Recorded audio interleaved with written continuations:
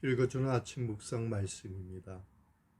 오늘은 레위기 6장 말씀으로서 신실한 생활의 제사라는 제목으로 말씀을 묵상하겠습니다. 6장의 말씀은 그리스도인의 생활이 제사가 되기 위한 실제적인 세부사항에 대한 것이라고 할 수 있습니다. 이러한 면에서 어떻게 하면 우리의 생활이 하나님 앞에서 생활의 제사가 될 수 있는지 본문을 통해서 살펴보고자 합니다. 첫째로 우리의 삶이 하나님 앞에서 생활의 제사가 되기 위해서는 이웃과의 바른 관계를 맺어야 합니다. 본문 1절에서 7절의 말씀의 내용입니다. 지금까지는 성물에 대한 범죄였고 하나님에 대하여 손해를 끼친 죄에 대하여 속하는 용서함 받는 것을 살펴보았습니다. 그러나 이제는 사람에게 끼친 죄, 즉 이웃에 대하여 해를 끼친 경우에 대하여 용서함 받는 방법에 대해서 나오고 있습니다. 1절에서 3절까지의 말씀을 보면 남의 물건을 맡아서 돌려주지 않거나 전당 잡은 물건을 속여 헐값으로 팔거나 강도짓을 하거나 사기를 치고도 그 사실을 부인하거나 잃어버린 남의 물건을 습득하고도 모른 채 했을 때 죄 용서함을 받으라는 것입니다. 그래서 4절과 5절에 이 제사를 드릴 때는 취한 물건은 모조리 주인에게 돌려주고 6절에 보면은 5분의 1을 더하여 주며 흠없는 순양으로 하나님께 드리라고 하고 있습니다. 이렇게 이웃에게 잘못한 죄는 먼저 그 사람에게 갚은 후에 그 가치에 따라서 제사를 드리라고 하고 있습니다. 우리는 학교나 직장에서 공적인 재산을 개인적인 용도로 쓴 일은 없습니까? 남의 것을 빌려와서 되돌려주지 않는 물건이나 돈은 없습니까? 하나님의 헌금을 하나님께 드리지 않고 마음대로 쓴 일은 없습니까? 남의 빚을 지고 갚지 않은 것은 없습니까? 주인 모르게 주워온 것은 없습니까? 이웃에게 잘못한 것이 있으면 갚고 화목을 이루는 것이 신앙인이 해야 할 일입니다. 잘못을 사과하는 것은 바른 것입니다. 그때 더 든든한 관계가 형성되고 그래서 이웃과 바른 관계를 유지하여서 삶의 제사를 드릴 수 있다는 것을 기억하기 바랍니다. 둘째는 제사장은 날마다 하나님과의 바른 관계를 가져야 한다는 것을 기억하기 바랍니다. 우리는 만인 제사장입니다. 제사장은 이웃을 하나님께 인도하는 역할도 하지만 제사장은 특별히 날마다 하나님과의 바른 관계를 유지해야 된다는 것을 기억해야 되겠습니다. 본문의 8절에서 13절의 말씀의 내용입니다. 이제부터는 모든 제사를 맡아 감당할 제사장들이 번제를 어떻게 집례할 것인가를 가르치고 있습니다.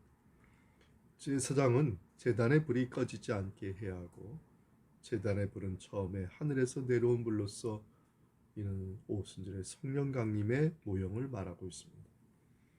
오늘의 제사장들, 교회의 지도자들, 평신도들은 성령을 받아 제단에서 영적인 불이 계속 타오르게 해야 할 것입니다.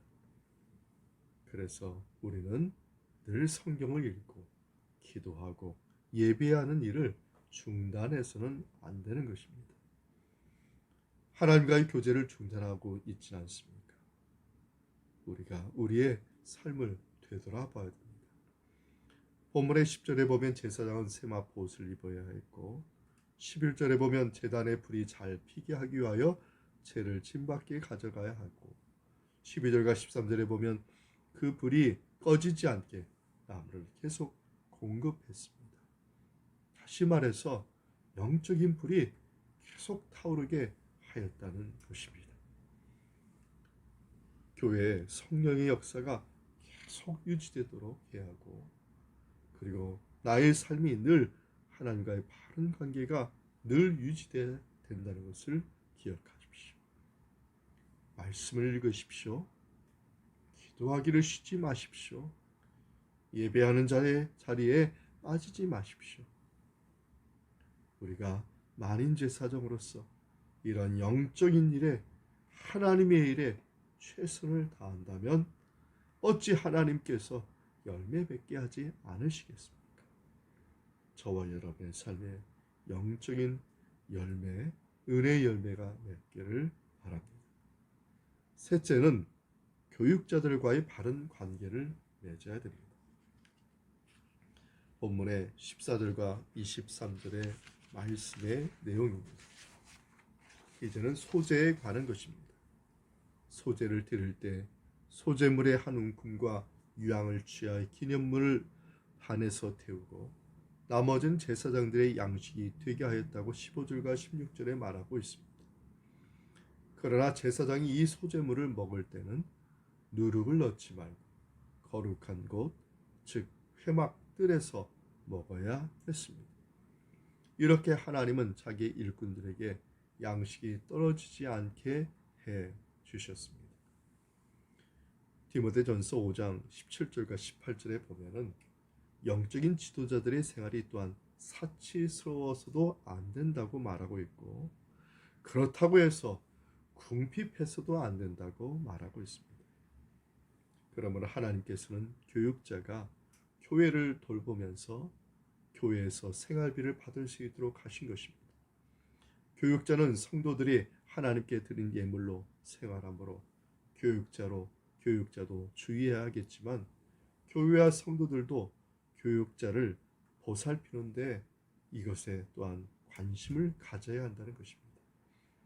우리 교회는 교육자들에게 생활비를 넉넉히 드리고 있는지, 부족함이 없이 드리고 있는지, 성도는 하나님과의 바른 관계를 가지며 또한 교육자들과 바른 관계를 가지고 있는지, 지금 본문은 이것에 대해서 말하고 있는 것이죠.